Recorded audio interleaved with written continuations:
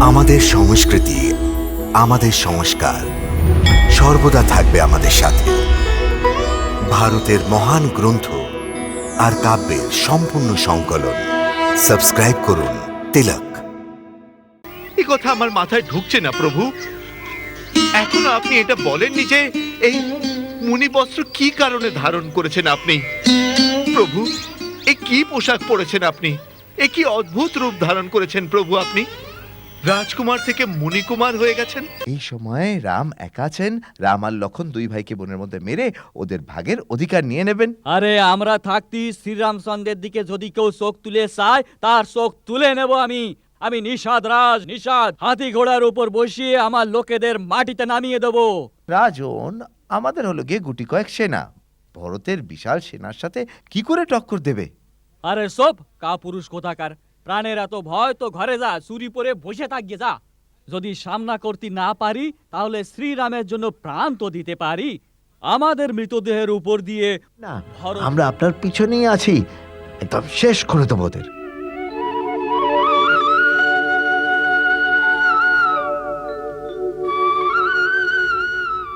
কুমার, এই জায়গার নাম সিংহবীরপুর। এখানকার রাজা নিষাদ রাজ, উনি শ্রীরামের পরম ভক্ত। আর শ্রীরাম ওনাকে নিজের মিত্র এবং সখা মনে করেন। কি? শ্রীরামকে উনি পরম মিত্র মনে করেন? তাহলে তো উনি ভ্রাতা রামের মতোই।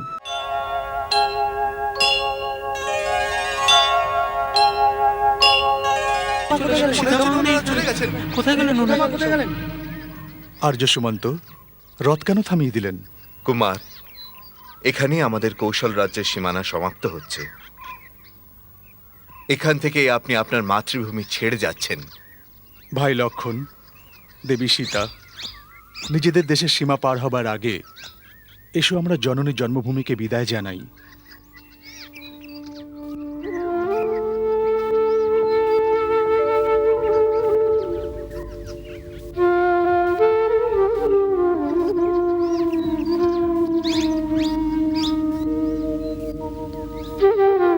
মাতৃভূমির মাটি, তোমায় শত শত প্রণাম। হে শিবাকু বংশের জন্মভূমি, পৃথিবীর সব থেকে পবিত্র ভূমি। রাম আজ তোমার আঁচলের ছায়া থেকে দূরে যাচ্ছে, কিন্তু আমি যেখানেই যাব আমার মনে তোমার পবিত্র মাটির প্রলেপ থাকবে।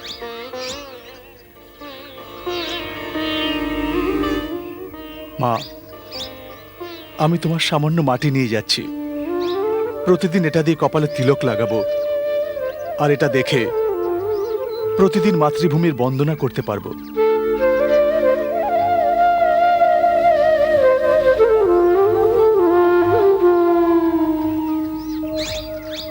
এখান থেকে নিষাদ রাজ গুহকের সীমা সিংহবীরপুর আরম্ভ হচ্ছে। নিষাদ রাজগুহ আমার মিত্র। রাজামশাই, আমরা পরিষ্কার দেখেছি অযোধ্যা নরেশের সূর্য পতাকা উঠছে রথের উপর। তার উপরে বসে আছেন দুই ধনুধারী যুবক, সঙ্গে এক নারী আর এক সারথি। রথের উপর সূর্য পতাকা, সেই সঙ্গে সৈন্য? না রাজামশাই, আমরা ভালোভাবে দেখেছি। আমরা ওদের পিছুও করেছি। রথ সিংহবীরপুর অব্দি এসে গেছে, আর গঙ্গার তীরে বট গাছের নিচে দাঁড়িয়ে রয়েছে। দুই ধনুধারী যুবক আর সারথি, কে হতে পারে? রাজামশাই, সারথি কখনো ওদের কুমার বলে ডাকছেন, আবার কখনো শ্রীরাম বলেও ডাকছেন। কি বলছেন? শ্রীরাম, অযোধ্যার রাজকুমার? আরে তোমরা সব কেন বলনি যে শ্রীরাম এসেছেন? আমার বন্ধু, আমার গুরু আশ্রমের সখা, আমার প্রভু আমার গ্রামে এসেছেন। আমি ভাগ্যবান। তুমি সর্বদা এটাই বলতে যে উনি তোমাকে কথা দিয়েছেন যে একদিন আমাদের গ্রামে অবশ্যই আসবেন। আরে কথা তো দিয়েছেনই, কিন্তু রাজা সত্যি সত্যি এক গেঁয়ো মিত্রর গ্রামে এসেছেন সেটা তখনই বিশ্বাস করব যখন নিজের চোখে তাদের দর্শন করব। ওরে, তোরা দাঁড়িয়ে দাঁড়িয়ে দেখছিসটা কি? যা গিয়ে সমস্ত গ্রামে খবর দে যে আমাদের সবাইকে রাজা রামের অভ্যর্থনা করতে যেতে হবে। আজ রাতে গঙ্গার তীরে এই বটগাছের নিচে বিশ্রাম করা যাক। কাল সকালে গঙ্গা পার হবার ব্যবস্থা করা যাবে। যথা আজ্ঞা।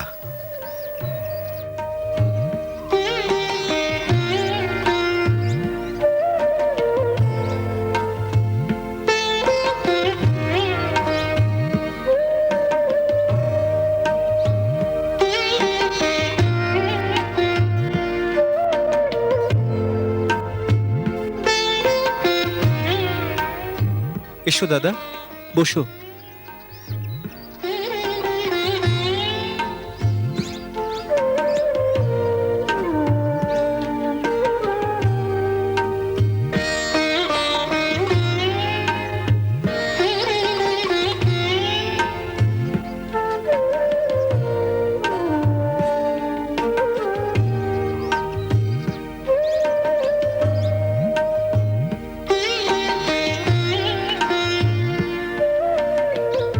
আপনি বললে আপনার মিত্র নিষাদ রাজগুহকে আপনার আগমনের কথা সূচিত করে দিই।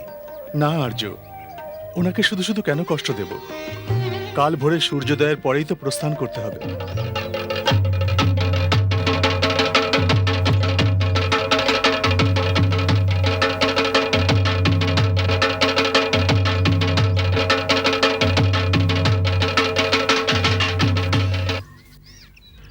বন্ধুরা, আজ বড় শুভ দিন।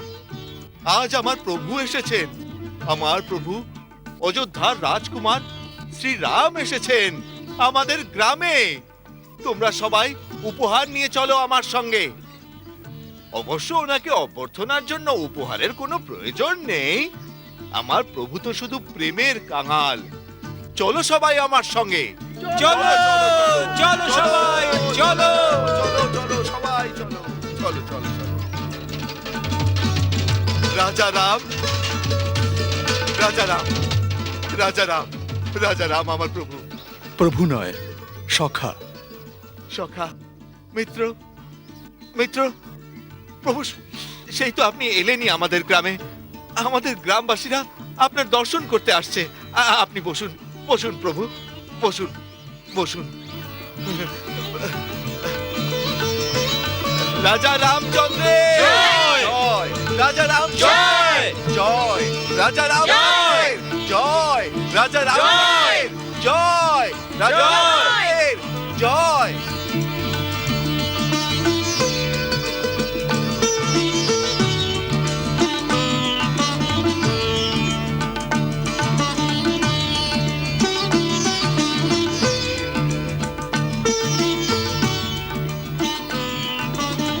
মিত্র, তোমাকে পেয়ে খুবই আনন্দ হচ্ছে। এটা সৌভাগ্যের কথা যে আজ আমি তোমাকে তোমার বন্ধু বান্ধবদের সঙ্গে সুস্থ আর আনন্দিত দেখছি। বলো মিত্র, তোমার রাজ্যে, তোমার পরিবারে আর তোমার বনে সবকিছু কুশল তো? সবই আপনার কৃপা প্রভু। তুমি ভালোবেসে যে সমস্ত উপহার দিয়েছ তা আমি স্বীকার করছি, কিন্তু অন্যের দেওয়া কোনো বস্তু আমি গ্রহণ করতে পারবো না, ভোগও করতে পারবো না। এখন আমায় তপস্বীদের মতো ধর্মকর্ম নিয়ে বনে বসবাস করতে হবে। বনে বসবাস করবেন? কিন্তু কেন? এই কথা আমার মাথায় ঢুকছে না প্রভু। এখনো আপনি এটা বলেননি যে এই বুনি বস্ত্র কি কারণে ধারণ করেছেন আপনি। প্রভু, এ কি পোশাক পরেছেন? এ কি অদ্ভুত রূপ ধারণ করেছেন প্রভু। রাজকুমার থেকে মুনিকুমার হয়ে গেছেন। আর লক্ষণ ভাইও সেই একই। ইনি জনক নন্দিনী দেবী সীতা, তোমার বৌদি। বৌদি? না, বৌদি বলার অধিকার এই অধমের নেই। ইনি দেবী, ইনি অযোধ্যার রাজরানী, ইনি তো আমার মা, সীতা মা। ব্যাস, এটা ভেবেই মগ্ন থাকবো আমি। মা, আপনার চরণ ছুতে দিন আমাকে। না না, আমার লক্ষণও যেমন আপনিও তেমন। ধন্য তুমি, ধন্য রাজরানী সীতা। দীর্ঘজীবী হও, শীতে সিঁদুর অক্ষত থাকুক। এখন অবধি আপনি বলেননি প্রভু, কেন এই বেশ ধারণ করে অযোধ্যা থেকে এসেছেন আপনি? নিষাদ রাজ, তোমার প্রভু নিজের মুখ দিয়ে তার সৎ মায়ের গুণকীর্তির কথা বলবেন না? আর্য সুমন্ত, যে ঘটনা সমস্ত পৃথিবী জেনে ফেলেছে সেই ঘটনাকে তুমি কিভাবে লুকোবে দাদা?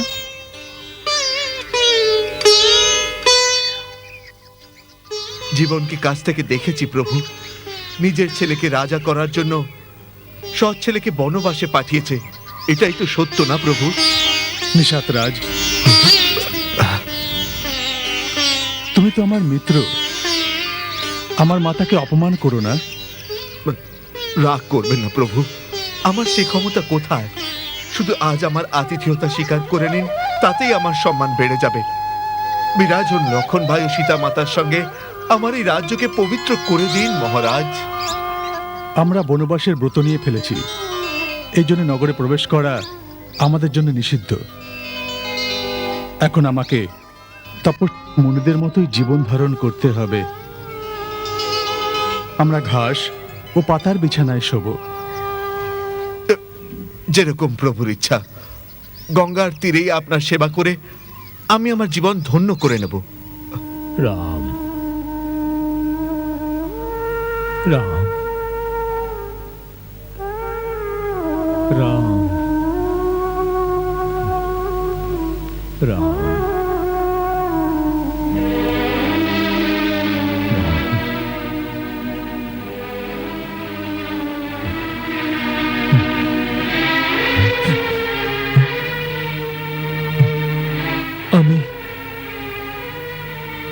আমি চারিদিকে অন্ধকার দেখছি কেন? সূর্য অস্ত যাচ্ছে বাবা, আমি প্রদীপ জ্বালিয়ে দিই। প্রদীপ জ্বালিয়ে আমার মনের অন্ধকার তো দূর হবে না। এই অন্ধকার সরবে না, এই অন্ধকার সরবে না। এবার তো সূর্য বংশের সূর্যই অস্ত যেতে চলেছে। এরকম বলবেন না বাবা। কেন বলবো না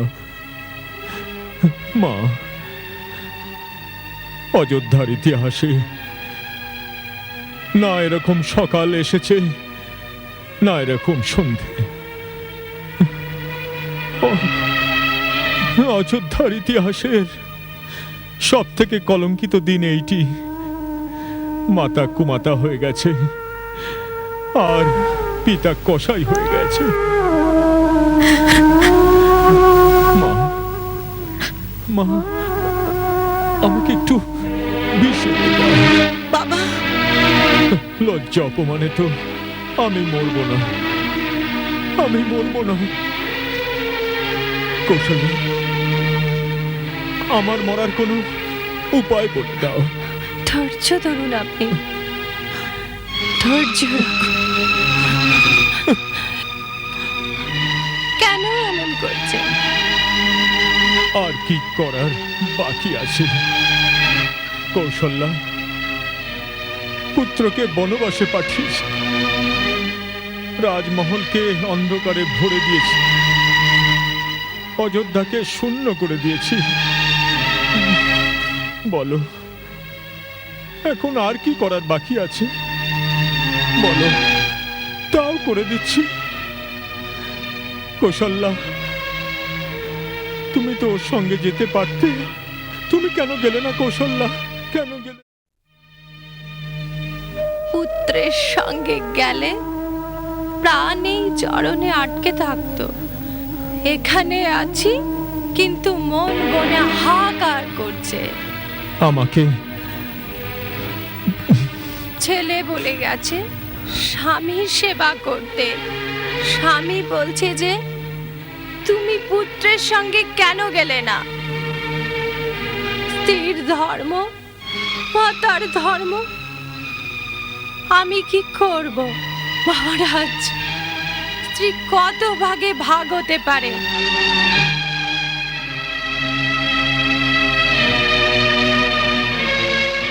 আমি ভগবানের চরণামৃত এনেছি, একটু খান। সকাল থেকে আপনার গলা এক ফোঁটা জলও যায়নি। আমাকে জল দেবার লোক তো চলে গেছে। আমার রাম এই সময় কোথায় আছে? খাবার দাবার খেয়েছে কিনা? পিতার আজ্ঞাকারী ও কোন নগরেই যাবে না। চক্রবর্তী রাজার পুত্র ভিখারির মতো কোনো গাছের নিচে বসে আছে।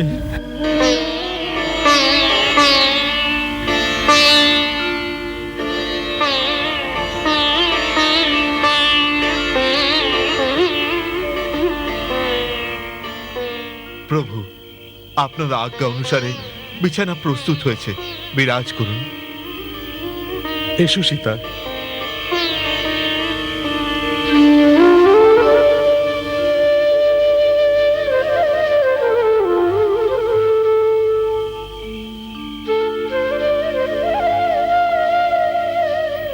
প্রভু, আমার একটা অনুরোধ আছে, যদি আপনি শোনেন।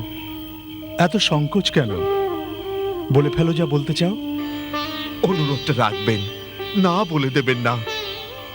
অযোধ্যার মতো চক্রবর্তী রাজ্য হয়তো নয়, কিন্তু নিষাদের এই ছোট্ট সিঙ্গারপুর রাজ্য আপনার চরণে সমর্পিত করতে চাই। গঙ্গা মায়ের শপথ নিয়ে বলছি, সমস্ত রাজ্য আপনার। আজ থেকে আপনি আমাদের রাজা, আর আমরা আপনার প্রজা। বন্ধু বলেছেন, বন্ধুর অনুরোধ রাখবেন প্রভু। বন্ধু, তোমার স্নেহ, তোমার সৎকার, তোমার আত্মত্যাগ আমায় ভাবে বিভোর করে দিয়েছে। আমি সর্বদা গর্বিত হব তোমার বন্ধুত্বের জন্য। প্রভু, আমার কথা মেনে নিয়েছেন? না বন্ধু, আমি তোমার সৎকার স্বীকার করছি, কিন্তু তা গ্রহণ করতে পারি না। রাজ্য তো আমাকে অযোধ্যাও দিয়ে দিচ্ছিলেন পিতাশ্রী। কি বলছেন প্রভু? উনি তো আপনাকে রাজ্য থেকে বের করে দিয়েছেন। উনি বের করেননি, আমি নিজে চলে এসেছি ওনার বচনের মর্যাদা রক্ষার জন্যে। এটাই আমার ধর্ম। নিষাদরাজ, এটা পালন করতে আমায় সাহায্য করো। হ্যাঁ প্রভু, আপনার সংকল্পের কাছে তো ব্রহ্মাও হেরে যান। আমি তো অতি তুচ্ছ। আপনার সেবা করা আমার ভাগ্যে নেই। যাও, এবার শুয়ে পড়ো। লক্ষণ, তুমিও যাও, তুমিও শুয়ে পড়ো। আর্য সুমন্তের শোবার ব্যবস্থাও করে দাও। প্রভু, আপনি চিন্তা করবেন না, সব ব্যবস্থা হয়ে যাবে। আপনি আরাম করুন। আসুন লক্ষণ ভাই, আসুন। সীতা, এবার তুমিও শুয়ে পড়ো। বনে এরকমই বিছানা পাবে।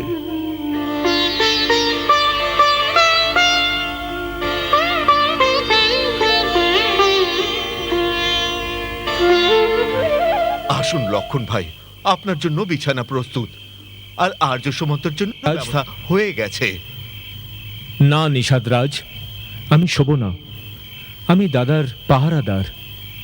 তবে কি আপনি শোবেনই না? না, মা বলেছিলেন দাদা ঘুমিয়ে পড়লে পাহারা দিতে। ধন্য ধন্য তুমি লক্ষণ ভাই। ভাইয়ের প্রতি ভাইয়ের ভালোবাসার এই উদাহরণ পৃথিবীতে দ্বিতীয় আর দেখা যাবে না। ধন্য তুমি, আর ধন্য তোমার মাতা, যে তোমার মতো কর্মবীর পুত্রকে জন্ম দিয়েছেন। আমার তো দুঃখে আজ বুকের ছাতি ফেটে যাচ্ছে। দ্বি চক্রবর্তী রাজার পুত্র আজ শুকনো ঘাসের বিছানায় শুয়ে আছে। মহারাজ জনকের কন্যা আর রাজা দশরথের পুত্রবধূ, যার রামের মতো পতি আর তোমার মতো দেবর, সেই বেচারিকেও পাতার উপর শুতে হচ্ছে। হায় রে অদৃষ্ট! ভাগ্য যদি এনাদেরও বিরুদ্ধে যায়, তবে আমাদের মতো মানুষের কি হবে? হায় রে কইকেয়ী, তুমি কি করে ফেললে এটা? বন্ধু, কাউকে দোষ দিলে ভাগ্যরেখা পাল্টে যায় না। মানুষ নিজের কর্মফলই পায়। এই পৃথিবীতে সেই সুখী যে জীবনকে স্বপ্নের মতো ভাবে। এসব কথা আমার মাথায় ঢুকবে না প্রভু। আমি তো শুধু এইটুকুই জানি যে আমার বন্ধুকে কষ্ট দিয়েছে, তাকে তাকে আমি ক্ষমা করতে পারবো না, কখনো ক্ষমা করতে পারবো না।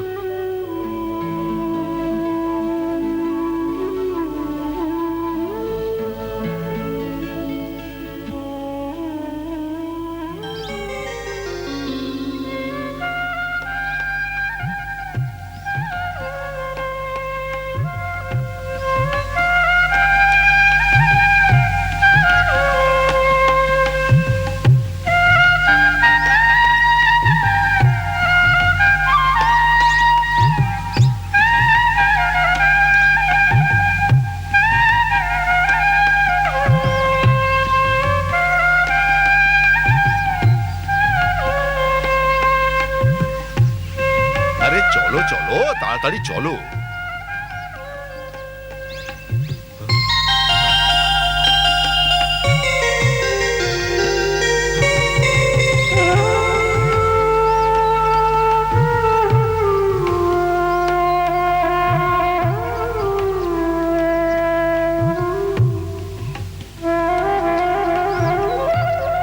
প্রভু, প্রভু, প্রণাম প্রভু।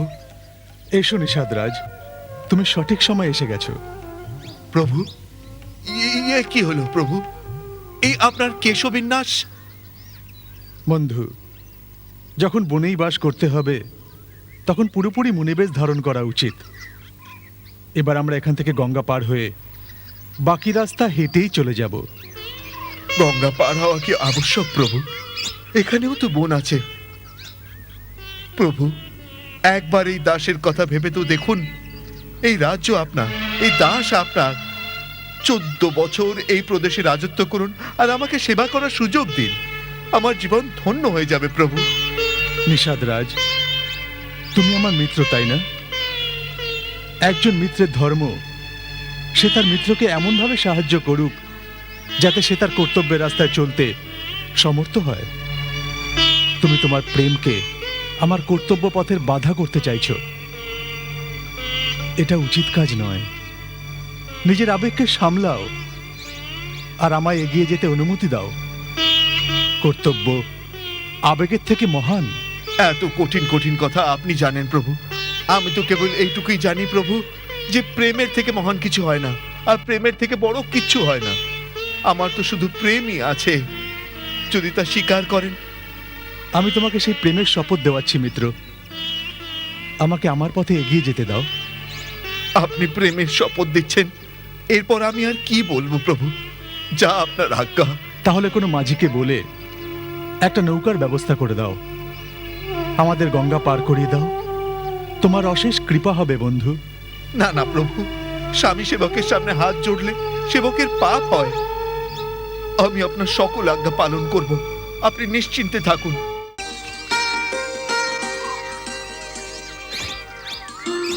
মুনিশ্রেষ্ঠ, আমি মহারাজ দশরথের পুত্র রাম আপনার শ্রীচরণে প্রণাম করছি। চিরজীবী হও, যশস্বী হও।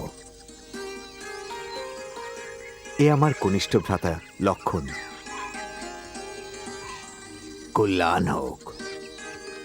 ইনি মহারাজ জনকের কন্যা, আমার অর্ধাঙ্গিনী পত্নী সীতা। অশেষ সৌভাগ্যবতী হও। ইনি গঙ্গার ওপারের নিষাদরাজ গুহু, আমার মিত্র। বনে আমার সহায়তার জন্য কিছু দূর এসেছেন। আমি তো আপনার সেবক মহারাজ। দীর্ঘজীবী হও।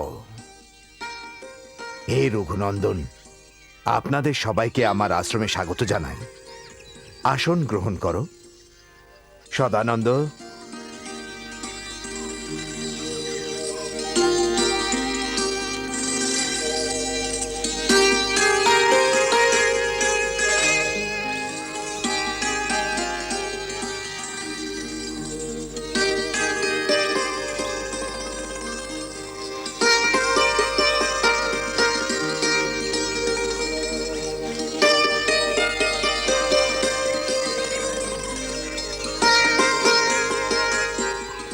আসুন হে রাম, আসন গ্রহণ করুন। বসুন মাসিতে।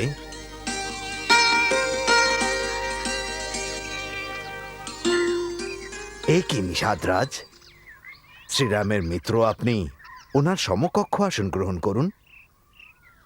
না না না মনিবর, আমি নিচু জাতের অতিহীন মানুষ। নিজেকে নিজে হীন ভাবাটাই তোমার মহানতা। আর যদি প্রশ্নহীনতার হয় তাহলে বলবো শ্রীরাম তো কাউকে হীন থাকতেই দেননি। রামের মিত্র হয়ে নিজেকে আপনি হীন কেন ভাবছেন? যিনি প্রভুর প্রিয় তাকে হরির জন বলা হয়। তার জাত সব থেকে উঁচুতে হয়। আসন গ্রহণ করুন নিষাদরাজ। ধন্যবাদ। হে রঘুনন্দন, মহর্ষি বিশ্বামিত্রের আশ্রমে আপনি যে সাহস, যে পরাক্রম দেখিয়েছিলেন, সেই কাহিনী শোনার পর থেকেই আমি আপনার দর্শন পাওয়ার জন্য লালায়িত ছিলাম।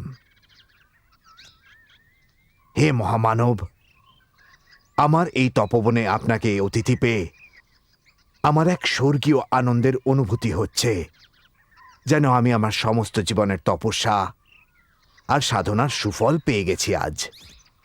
যেন আমার সমস্ত জীবনের পুণ্য আজই পেয়ে গেছি আমি। হে মুনিবর, আপনি যাকে আশীর্বাদ করেন সে বিনা প্রচেষ্টাতেই মহান হয়। আপনার দুর্লভ দর্শন পাবার পরই মানুষ সমস্ত দুঃখ থেকে মুক্তি পেয়ে যায়।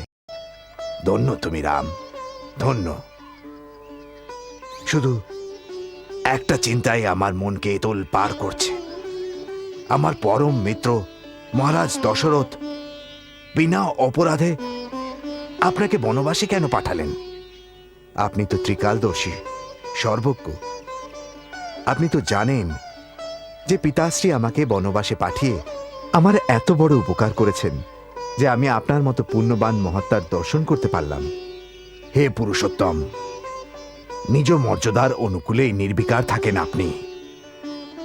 কোনো অপরাধ বিনাই আপনি বনে নির্বাসিত হয়ে দুঃখ ভোগ করবেন, এই কথা ভেবে আমার হৃদয় অত্যন্ত ব্যথিত হচ্ছে।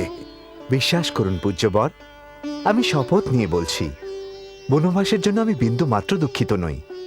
অতি মধুর আনন্দ লাভ করছি আমি এই বনবাসের নতুন জীবনে। আপনাদের মতো মহামানব, মুনি ও তপস্বীদের দর্শন হবে। প্রতি পদে পদে সাহস, সৎকার্য ও অসহায় মানুষদের সেবার সুযোগ পাব আমি। ধন্য আপনি রঘুকুল নন্দন, ধন্য। আপনার আত্মবল, আপনার আত্মবিশ্বাস ঋষি তপস্বীদের থেকে বেশি। পিতৃ আজ্ঞা পালন করায় তোমার আদর্শ আর্য সন্তানদের জন্য অনন্তকাল ধরে উজ্জ্বল তারকার মতো জল জল করবে। বৎস, গঙ্গা ও যমুনার সঙ্গমস্থলে অবস্থিত এই স্থান বড়ই পবিত্র, বড়ই পুণ্য স্থান এই জায়গা। আমার আশা যে এখন আপনি দেবী সীতা ও নিজ অনুজ লক্ষণের সঙ্গে এইখানে এই আশ্রমে শান্তিতে বসবাস করবেন। দুঃখিত মুনিবর, এখানে থাকা বোধহয় উচিত হবে না। কেন বৎস? তীর্থরাজ প্রয়াগের পবিত্র ভূমিতে বাস করতে অসুবিধা কোথায়? আমাদের রাজ্যের সীমা এখান থেকেই শুরু হচ্ছে। জানাজানি হয়ে গেলেই অযোধ্যাবাসীরা এখানে সবাই চলে আসবে। আপনার আশ্রমের শান্তি ভঙ্গ হবে আর আমার উদ্দেশ্য পূরণ হবে না। তাই নির্জন কোনো স্থান কৃপা করে আমায় দেখিয়ে দিন। এখান থেকে 10 ক্রোশ দূরে চিত্রকূট নামে পরম পবিত্র আর মনোরম একটি পর্বত আছে। সেখানে অনেক সাধু আর তপস্বী নিজ নিজ তপস্যায় মগ্ন। সেই স্থান আপনার জন্য উপযুক্ত। চিত্রকূট কোন পথ দিয়ে যেতে হবে মুনিবর? রাম, আপনি যে পথ দিয়ে যাবেন সেই পথই সুগম হবে। তার জন্য আপনাকে যমুনা পার হতে হবে। সেখানে কোনো নৌকা পাবেন না। নিষাদ রাজ আপনার সঙ্গে আছেন, তার সাহায্যে বাঁশ দিয়ে একটা ভেলা বানিয়ে নিন। ওপারে কিছু দূর যাবার পর শ্যামবট নামের একটি পবিত্র বট গাছ পাবেন আপনি, যার নিচে বহু সিদ্ধ পুরুষ নিজ নিজ তপস্যায় মগ্ন।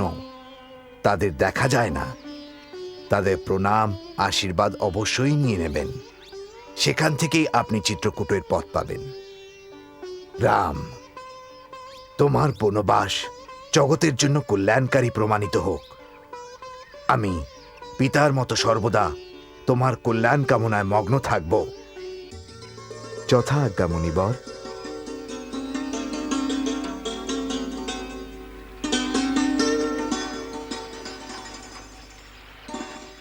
দাও দাদা, ধনুক আমায় দাও, আমি এটা রাখছি।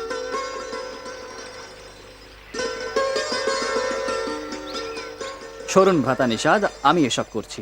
হ্যাঁ, যথা আজ্ঞা। প্রভু, একটা একটা করে বাঁশ কেটে ভেলা বানিয়েছি। এখন এটাই নিশ্চিন্তে চড়া যেতে পারে। ভেলা প্রস্তুত। হে মিত্র, তুমি আমায় যথেষ্ট সঙ্গ দিয়েছ, আমি সদা তোমার কাছে কৃতজ্ঞ থাকব। এবার আমরা যমুনা পার হয়ে চলে যাব, আর তুমিও ফিরে যাও। এ কি বলছেন প্রভু, কি বলছেন? নিষাদ রাজ, তুমি কথা দিয়েছিলে না যে যখনই আমি বলবো তুমি যাবে? এরকম কঠিন বচন দিয়ে ফেলেছি আমি প্রভু। এখনো তো আপনাদের যমুনা পার হতে হবে, সামনে ভয়ানক বিপদ। বিপদ তো পদে পদে নিষাদ রাজ। আমাদের গন্তব্যস্থল ঠিক হয়েছে, তোমাকেও এত সময় ধরে নিজের রাজ্যের বাইরে থাকা উচিত নয়। যাওয়ার আগে আমি তোমার কাঁধে একটা দায়িত্ব দিচ্ছি। ভরত সবেমাত্র রাজ্যভার গ্রহণ করেছে, ওর সুষ্ঠুভাবে রাজকার্য সামলাতে একটু সময় লাগতে পারে। তোমার রাজ্য কৌশল রাজ্যের সীমানায়, এজন্য যতদিন না ভরত পুরোপুরি রাজকার্য সামলায় তুমি সীমানা রক্ষা করো। আপনি একদম চিন্তা করবেন না প্রভু, আমি আপনাকে কথা দিচ্ছি, নিষাদ যোদ্ধারা বেঁচে থাকতে শত্রুরা সীমা অতিক্রম করতে পারবে না। আমি আপনাকে কথা দিলাম। ধন্যবাদ। সজল চোখে সবে কাঁদিয়ে নিষাদ ন্যায় বিদায়, রঘুবর নন্দন সীতাপতির না মানে হৃদয়।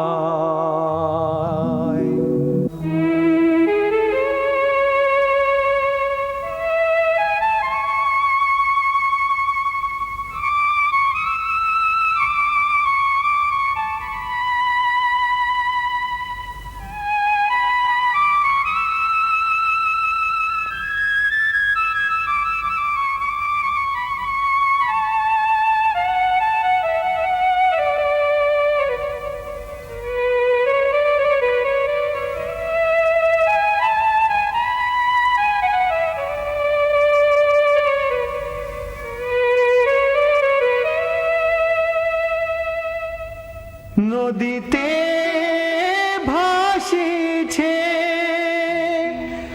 বাঁশের ভেলা, লক্ষণ ধরিয়াছে হাল, সম্মুখে ঘন বন, পথ অতি নির্জন, না কোনো সাথী নাহি কোনো জন।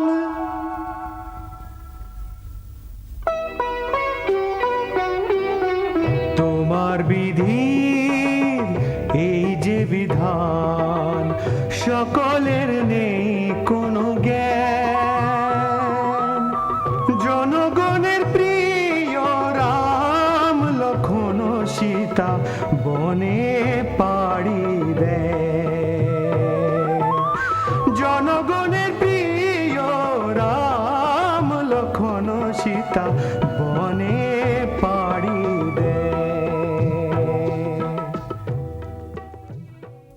রানী, নিশ্চিন্তে বসে থাকার সময় এটা নয়।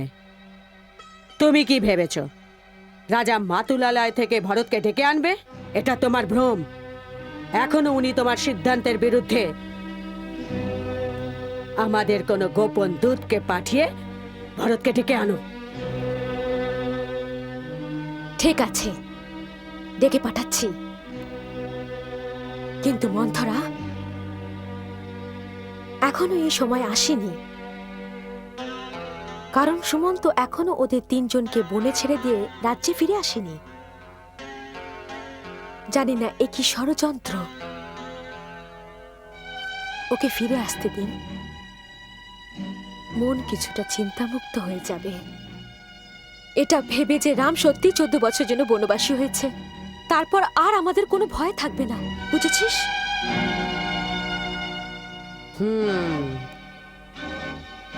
তুমি ঠিকই বলেছ।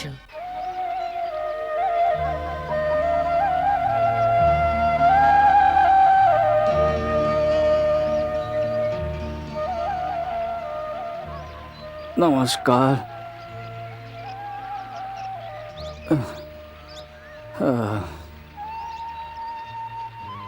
প্রণাম মহারাজ, সবকিছু কুশল তো?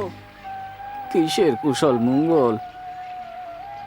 যমুনা অব্দি গিয়ে রামচন্দ্র আমাকে ফেরত পাঠিয়ে দিলেন। এই ধরো, শরীরটা ফিরে এসেছে, কিন্তু মনটা তো এখন ওখানেই পড়ে রয়েছে। আর্য সুমন তো আপনার জন্যই অপেক্ষা করছেন। কি বললে? আর্য সুমন তো এখনো যায় না? ওই যে দূরে হ্রদ দেখছেন, ওখানেই আছেন উনি। চলো। নাথকে ছাড়িয়া আসিয়া নিষাদ মন্ত্রী রথ দেখিতে পাইল, কখনো দুঃখেতে কখনো সুখেতে দুটানায় মন দুলিতে লাগিল। রাম লক্ষণ সীতা বিনা রথ অযোধ্যা না যেতে পারিল, না যেতে পারিল, না যেতে পারিল।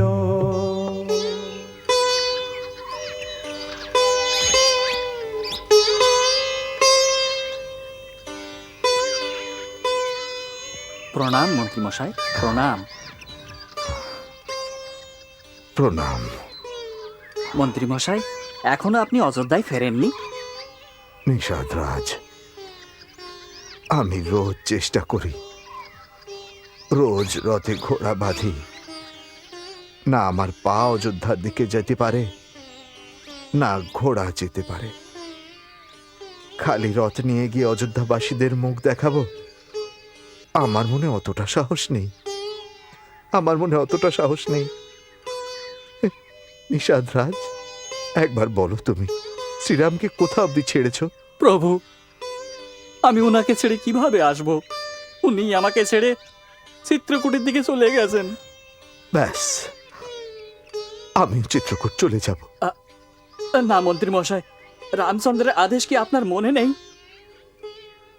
এই অবজ্ঞার জন্য যে শাস্তি আমি পাই, আমি 14 বছর পর এই রথে ওনাকে বসিয়ে একই সঙ্গে অযোধ্যায় ফিরব। না মন্ত্রী মশাই, এটা উচিত কাজ নয়। এই সময় শ্রীরামের আদেশ পালনই আপনার ধর্ম। তা না হলে রাজা, প্রজা এবং শ্রীরামও আপনাকে দোষী সাব্যস্ত করবেন। আমার মিনতি শুনুন, আপনি অযোধ্যা ফিরে যান। না। হ্যাঁ প্রভু, আমাদের মার্জনা করুন আর অযোধ্যায় ফিরে যান। না, ফিরে যান প্রভু। আপনাকে আপনাকে শ্রীরামের দিব্যি। অযোধ্যায় ফিরে যান, তা নাহলে শ্রীরাম ভীষণ দুঃখ পাবেন। তাছাড়া মহারাজ দশরথের কথাও ভাবুন। এ সময় আপনাকে ওনার সব থেকে বেশি প্রয়োজন। ছোট মুখে বড় কথা বলছি, আমায় ক্ষমা করবেন, তবে অযোধ্যা আপনাকে যেতেই হবে প্রভু। দয়া করে ফিরে যান প্রভু, ফিরে যান। ভরত সেনা নিয়ে বনে কি উদ্দেশ্যে আসতেছেন? উদ্দেশ্য তো সোজা রাজন, কৈকেয়ীর ছেলে তো, মাথায় হয়তো কেউ বুদ্ধি দিয়েছে যে শ্রীরামচন্দ্র রাজ্যাধিকারের জন্য এসে যাবেন হয়তো। এই সময়ে রাম একা আছেন, রাম আর লক্ষণ দুই ভাইকে বোনের মধ্যে মেরে ওদের ভাগের অধিকার নিয়ে নেবেন। আরে আমরা থাকতি শ্রীরামচন্দ্রের দিকে যদি কেউ চোখ তুলে চায়, তার চোখ তুলে নেব আমি। আমি নিষাদ রাজ, নিষাদ, হাতি ঘোড়ার উপর বসিয়ে আমার লোকেদের মাটিতে নামিয়ে দেব। ভরত আর তার সেনাদের এই রাজ্য থেকে আমি জমপুরে পাঠিয়ে দেবো। রাজন, আমাদের হলো গিয়ে গুটি কয়েক সেনা, ভরতের বিশাল সেনার সাথে কি করে টক্কর দেবে? আরে সব কাপুরুষ কোথাকার, প্রাণের এত ভয় তো ঘরে যা, চুরি পরে বসে থাকিয়ে যা। যদি সামনা করতে না পারি, তাহলে শ্রীরামের জন্য প্রাণ তো দিতে পারি। কুমার, এই জায়গার নাম সিংহবীরপুর। এখানকার রাজা নিষাদ রাজ, উনি শ্রীরামের পরম ভক্ত, আর শ্রীরাম ওনাকে নিজের মিত্র এবং সখা মনে করেন। কি? শ্রীরামকে উনি পরম মিত্র মনে করেন? তাহলে তো উনি ভ্রাতা রামের মতোই। আপনি আমার সাথে ওনার শীঘ্র দর্শন করান। অযোধ্যার রাজা ভরত কুমারকে নিষাদ রাজার অভিনন্দন। অভিনন্দন কুমার, আমার অভিনন্দন গ্রহণ করুন। নাও, উনি স্বয়ংই চলে এসেছেন।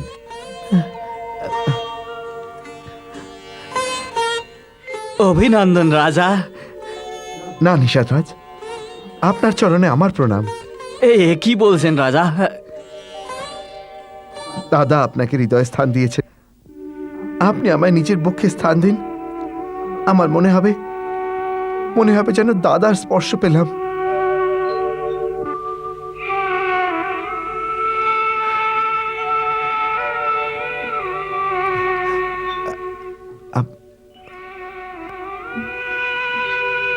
আপনি আমায় এর যোগ্য মনে করেন না, ঠিক আছে, আমার পাপের এই দণ্ড হওয়া উচিত। না না ভরত ভাই, না না না ভরত ভাই, আমার ভুল হয়ে গেছে। আমি ভীষণ অপরাধী ভাই। আমার মনে তোমার বিষয়ে কত সংশয় ছিল। আমায় ক্ষমা করে দাও ভাই, আমি পাপী। আরে শ্রীরামের ভাইয়ের জন্য আমার মনে এরকম সংশয় এলো। আমি অনেক বড় পাপী, বড় পাপী। আমাকে ক্ষমা করে দাও, আমি তোমায় যেতে দেব না। তুমি তো শ্রীরামেরই অন্য রূপ। একেবারে ভ্রাতা শ্রীরামের মতোই আপনার হৃদয় স্নেহ। শত্রুঘ্ন, ওনার চরণ স্পর্শ করো, উনি শ্রীরামকে বলে আমাদের ক্ষমা করাতে পারেন। না না না না না কুমার, না না না, শ্রীরাম ঠিকই বলেছিলেন, আমার ভরত অনেক মহান, ঠিকই বলেছিলেন উনি। হ্যাঁ দাদা আমার কথা বলেছিলেন? হ্যাঁ, অনেকবার খড়ের বিছানায় শুয়ে শুয়ে অনবরত আপনার কথাই বলতেছিলেন উনি। খড়ের বিছানায়? দাদা খড়ের বিছানায়? হ্যাঁ,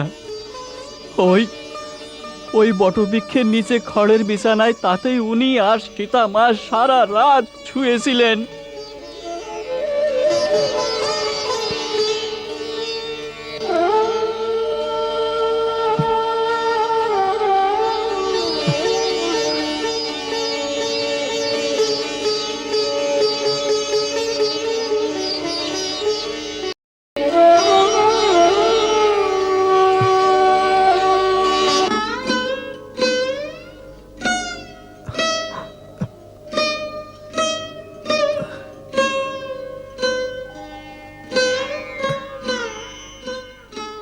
দাদার বৌদি এই শুকনো খড়ের উপর শুয়েছিলেন? হ্যাঁ কুমার, ওনারা শুকনো খড়ের বিছানায় শুয়েছিলেন। আমার দেওয়া খাবার আর বিছানা উনি গ্রহণই করেননি। কন্দমূল আর গঙ্গা জল খেয়ে নিজের পেট ভরলেন, আর পরের দিনই খালি পায়ে চিত্রকূটের দিকে প্রস্থান করলেন। হায় রে অভাগা ভরত, দাদা শুকনো খড়ের উপর শুলেন, আর তুই রাজপ্রাসাদের নরম বিছানায়। আর্য সুমন্ত, আমিও এখান থেকে খালি পায়ে হেঁটে চিত্রকূট যাব। যতক্ষণ অবধি দাদার দর্শন হবে না, অন্ন গ্রহণ করব না। স্বামী কন্দমূল খাবেন, আর সেবক রাজভোগ। ধিক্কার হোক এরকম সেবকের, ধিক্কার হোক।